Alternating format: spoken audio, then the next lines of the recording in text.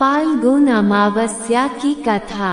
हरे कृष्ण। फाल्गुन अमावस्या हिंदू पंचांग के अनुसार फाल्गुन मास की अमावस्या तिथि को आती है और इसे अत्यंत शुभ माना जाता है क्योंकि ये पितृ तर्पण, स्नान, दान और ध्यान के लिए विशेष फलदायी होती है। मान्यता है कि इस दिन गंगा, यमुना, नर्मदा, गोदावरी आदि पवित्र नदियों में स्नान करने से समस्त पापों का नाश होता है और पूर्वजों को भी मोक्ष मिलता है। इस दिन व्रत और दान करने से अक्षय पुण्य की भी प्राप्ति होती है। अमावस्या तिथि पर सूर्योदय से पहले स्नान कर शुद्ध वस्त्र धारण करने के बाद एक पवित्र स्थान पर कुशा जल और तिल लेकर पितरों के निमित्त संकल्प लेना चाहिए और फिर पवित्र जल में तिल, कुश और सफेद पुष्प डालकर पितरों को तर्पण करना चाहिए। दक्षिणामुखी होकर जल अर्पण करते समय ओम पितृभ्य इस मंत्र का जाप करके 3 बार अर्घ्य देना चाहिए। फिर चावल, जौ, दूध और काले तिल मिलाकर पिंड बनाए और पितरों के नाम से अर्पण करें। पिंड दान करते समय ये मंत्र बोले ओम पितृ गणाय, फिर पितरों की तृप्ति के लिए ब्राह्मणों को भोजन कराए और गाय को हरा चारा दे। निर्धनों को अन्न, वस्त्र और धन का दान करें। संध्या के समय दक्षिण दिशा में दीपक जलाए और पितरों से आशीर्वाद की प्रार्थना करें और ये श्लोक बोले ओम सवे पितृ सुकृता सन्तु स्वम। इस प्रकार अमावस्या के दिन पितरों की पूजा करने से पितृदोष से मुक्ति मिलती है। घर में सुख, समृद्धि और शांति बनी रहती है। संतान संबंधी कष्ट दूर होते हैं और जिस घर में अमावस्या माता की पूजा करने के साथ ही अमावस्या की कथा भी सुनी जाती है, उस घर के सभी सदस्यों की मनोकामना पूर्ण होती है। तो फाल्गुन अमावस्या के शुभ अवसर पर अब आप सभी सुनिए फाल्गुन अमावस्या की कथा। प्राचीन कथा के अनुसार बहुत साल पहले की बात है।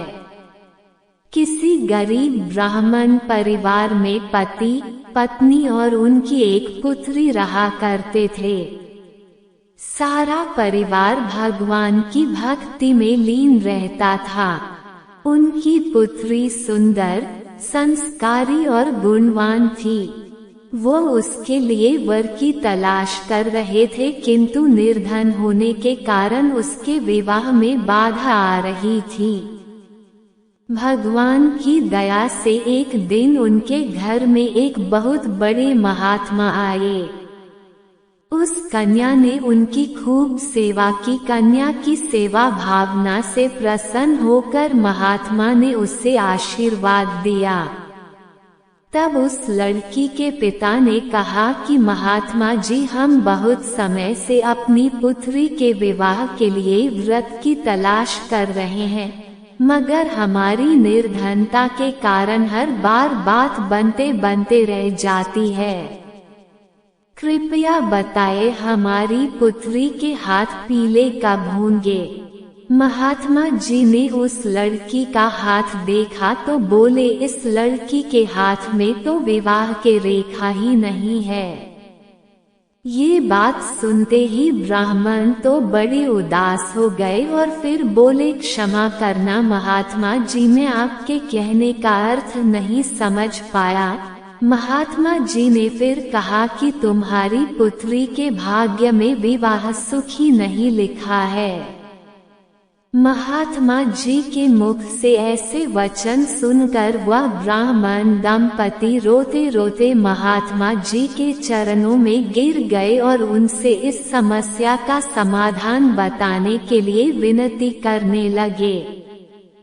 तब महात्मा जी ने उन्हें अपने चरणों से उठाया और बोले, आपके गांव के पास के ही एक गांव में सोना नाम की दोबन जाति की पतिव्रता महिला अपने पति, बेटे और बहू के साथ रहती है। वो एक महान पतिव्रता स्त्री है। यदि आपकी पुत्री उसे अपनी सेवा से प्रसन्न कर ले और आशीर्वाद स्वरूप उसकी मांग का सिंदूर उससे ले ले, तभी इस लड़की का विवाह संभव है। ऐसा करने से अमोघ सुहाग भाग की प्राप्ति भी होगी। मगर ध्यान रहे, वह पतिव्रता महिला कहीं भी आती जाती नहीं है। महात्मा जी ब्राह्मण दंपति के घर से विदा हो गए। अब भोर होते ही ब्राह्मणी ने अपनी पुत्री को सोना धोबिन की सेवा करने के लिए भेज दिया। लड़की पूरे दिल से सोना धोबिन के घर की साफ सफाई और बाकी घर के काम भी उनके उठने से पहले ही करके अपने घर वापस लौट आती थी। ये क्रम बहुत दिन तक ऐसे ही चलता रहा। एक दिन सोना धोबिन अपनी बहू को शाबाशी देते हुए बोली कि बहू, तुम तो ब्रह्ममुहूर्त में उठकर घर का सारा कामकाज कर लेती हो और मुझे पता तक नहीं चलता। बहू बोली, माता जी मैं तो सुबह देर से उठती हूँ, मुझे लगा घर के ये सारे काम आजकल आप किया करती है। जानकर सोना धोबी को बड़ी हैरानी हुई। उसने सोचा कि आखिरकार उनके घर का ये सारा काम कौन करके चला जाता है, इस बात का मुझे पता लगाना चाहिए। तब अगले दिन भोर होते ही सास बहू उठकर घर के एक कोने में छिपकर निगरानी करने लगे कि कौन है जो ब्रह्म मुहूर्त में ही घर का सारा काम करके चला जाता है। उधर अपने निर्धारित समय पर ब्राह्मण की पुत्री आई और मुख से भजन करते करते घर का सारा काम दिल से करने लगी। अपना काम पूरा होने पर जब वे वहां से जाने लगी तो सोना धोबन ने उसे पकड़ लिया और उसके सामने आकर उससे पूछा कि तुम कौन हो बेटी और इस तरह छुपकर मेरे घर का काम क्यों करती हो। ब्राह्मण की पुत्री ने उन्हें महात्मा के द्वारा कही भी सारी बात बता दी। सोना धोबन होने के साथ साथ बहुत उदार दिल की भी थी। वो उस लड़की की सहायता के लिए तैयार हो गई। उस दिन अमावस्या थी और वह उस लड़की के साथ बिना अन्न जल ग्रहण किए उपवास रखकर उसके घर की ओर चल पड़ी। उसने सोचा रास्ते में कहीं पीपल का पेड़ मिलेगा तो उसे भावरी देकर और उसकी परिक्रमा करके ही जल ग्रहण करेगी।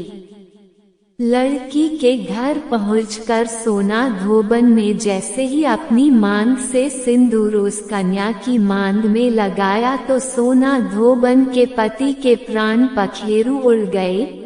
सोना धोबन को ज्ञात हो गया कि अब उसके पति इस दुनिया में नहीं रहे। वह ब्राह्मण परिवार से विदा लेकर चल पड़ी। रास्ते में पीपल का पेड़ देखकर उसने ईंट के टुकड़ों से 108 बार भावरी देकर 108 बार पीपल के पेड़ की परिक्रमा की।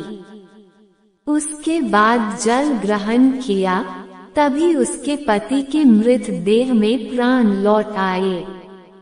इस प्रकार अमावस्या के दिन पीपल के पेड़ की पूजा करने और इस कथा को सुनने से सुहागिन महिलाओं का सुहाग अटल रहता है।